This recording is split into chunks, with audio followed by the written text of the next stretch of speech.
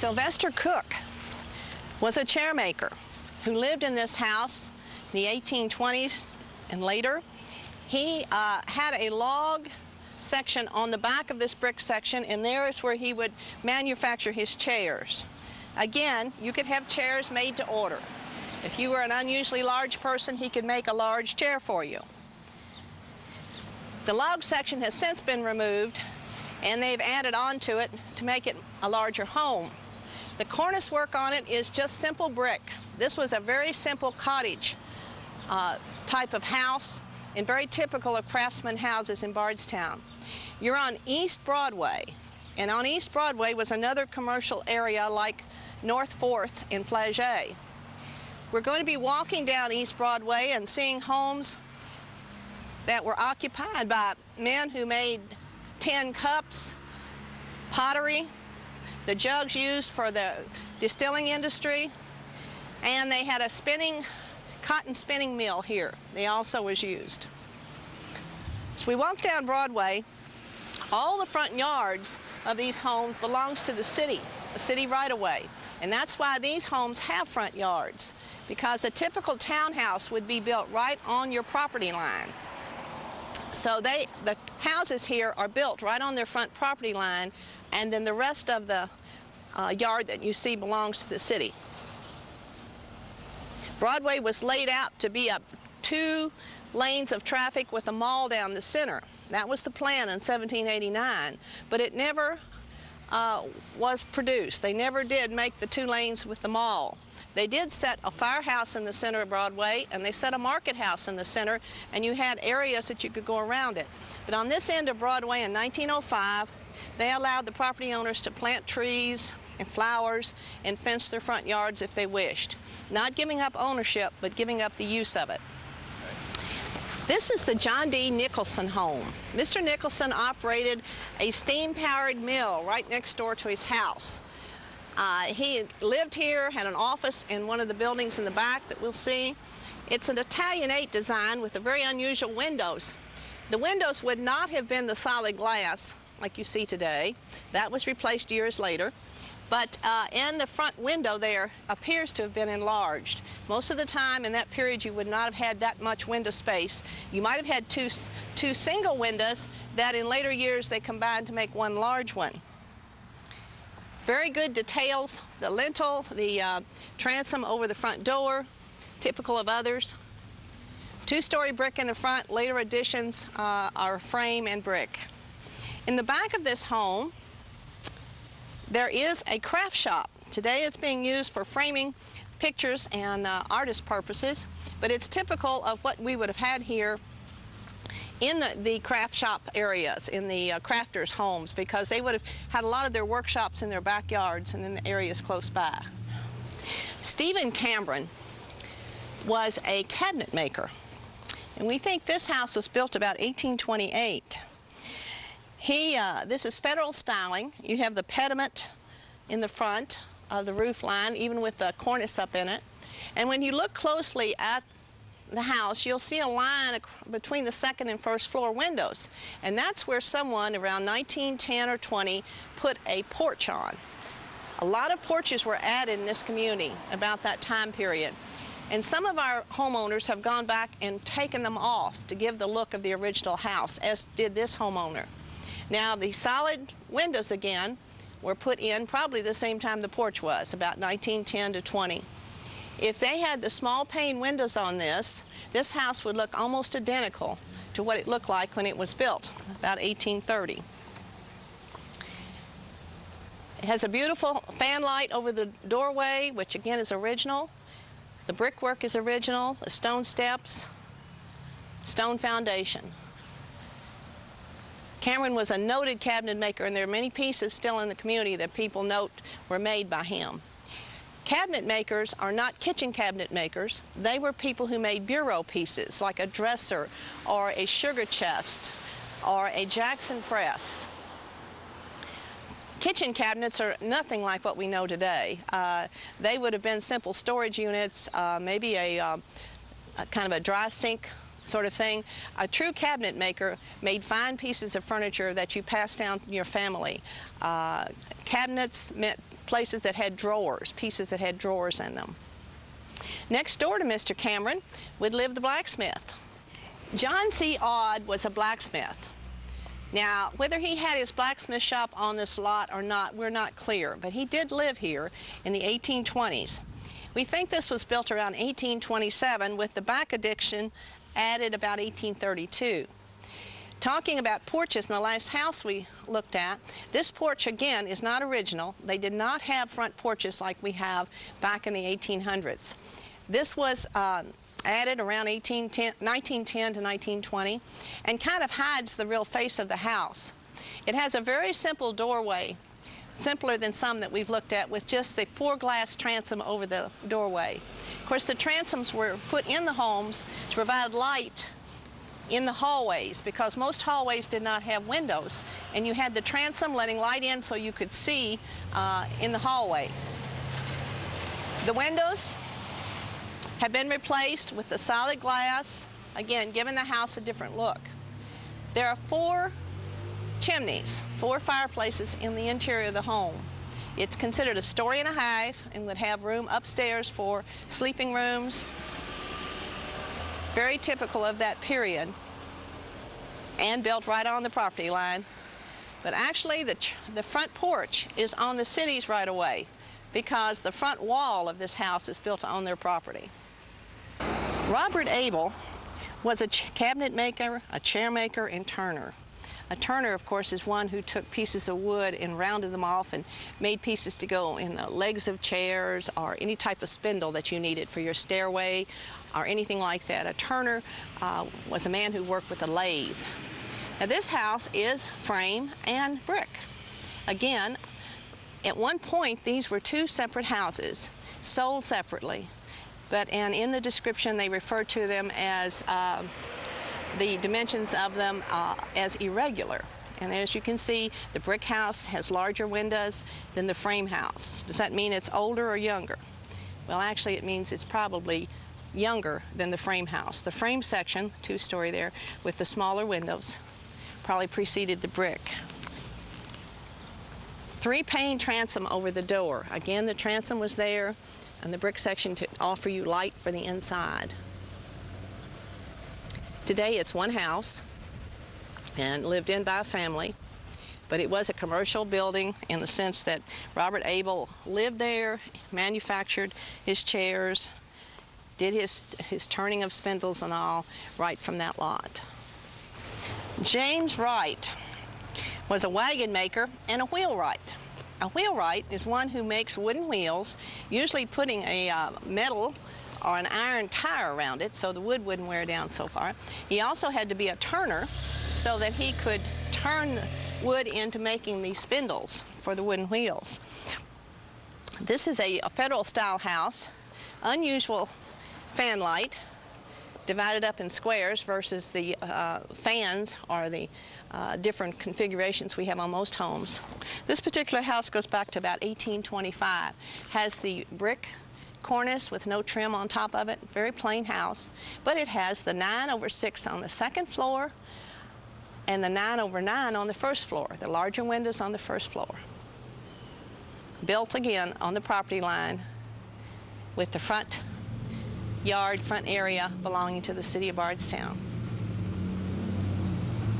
So along this street, and if you look across the street, you see a beautiful little white house tucked behind a tree. And the brick section you see is the oldest section. That little house would go back to about 1802.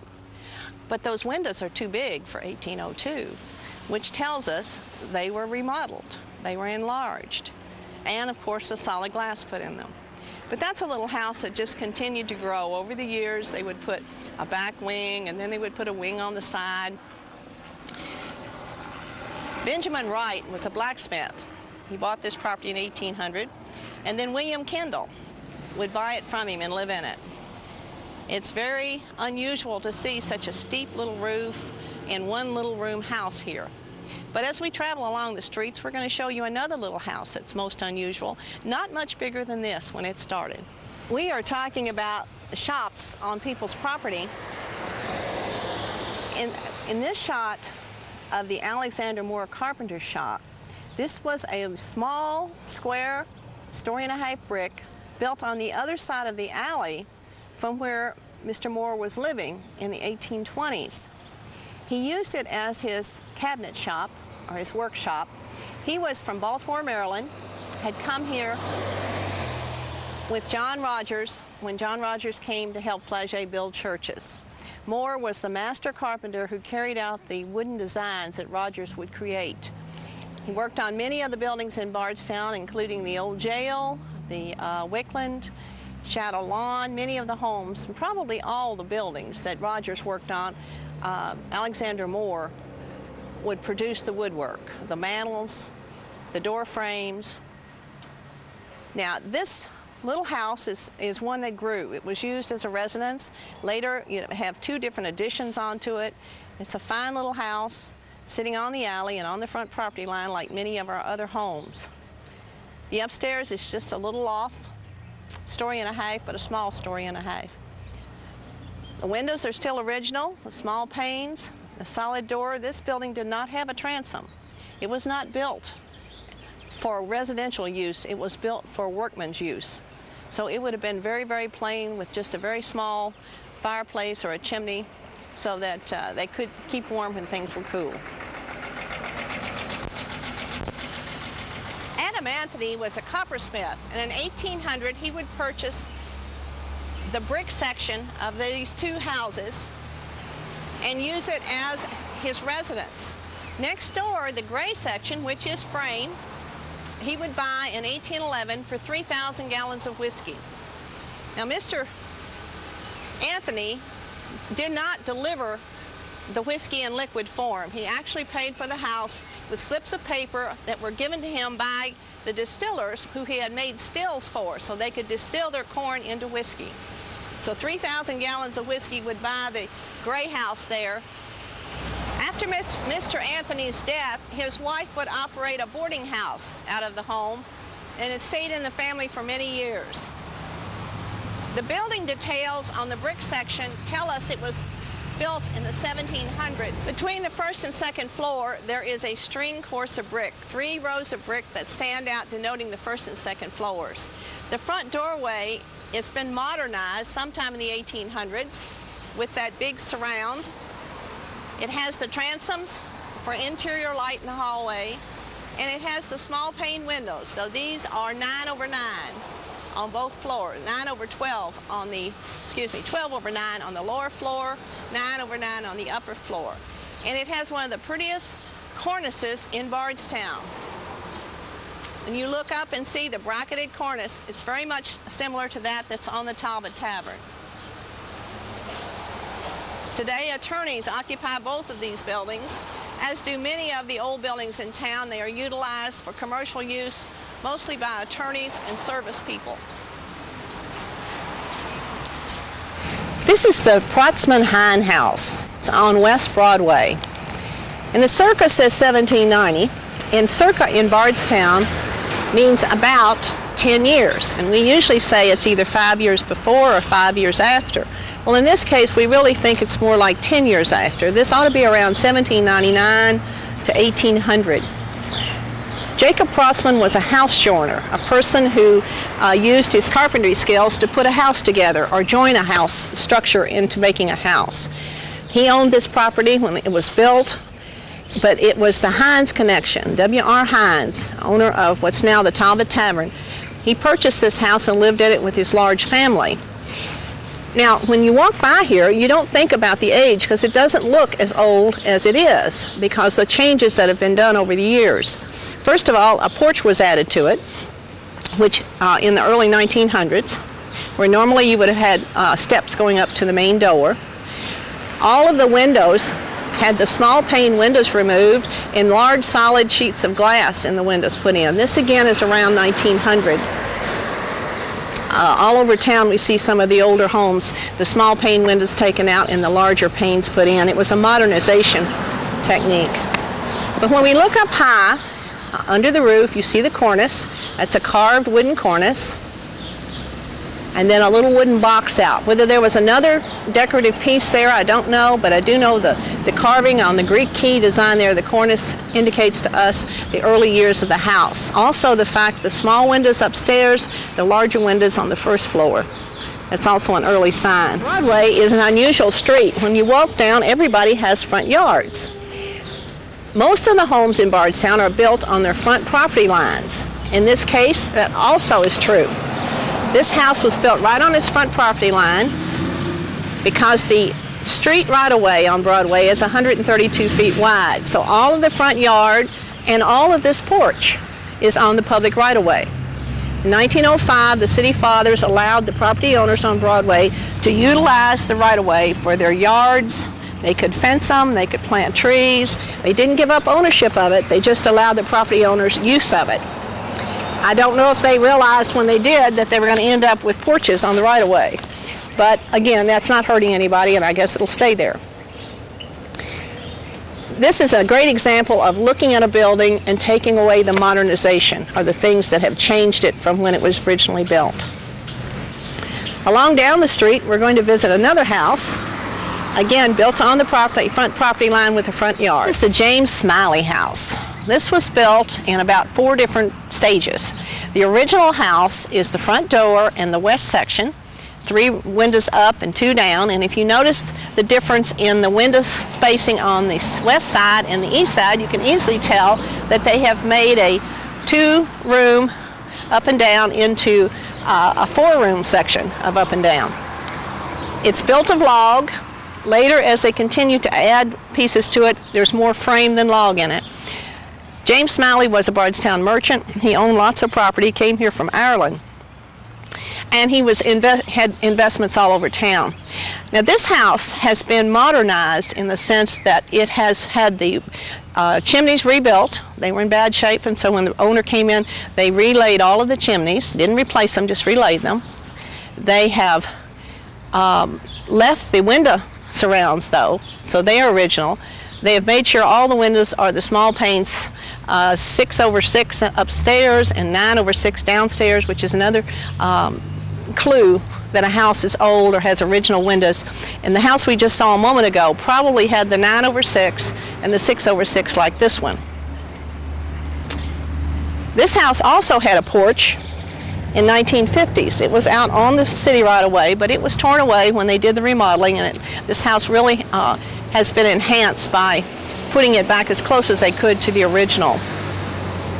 Many of our homes in Bardstown start out small and grow. I think that's typical of most communities. As you acquire more funds or want more of have a larger family and need more space, you add on to your house. Some are added on to as much as 5 or 6 times. But it's like a detective story. You walk around and you look, and you see what you think was the oldest or the earliest, and then you see when the other things are added to it. It's an interesting, intriguing game to research and try to find out the who, what, when, and where. And we intend to continue playing this game and taking you with us on it as we walk around Bardstown in the weeks and months to come.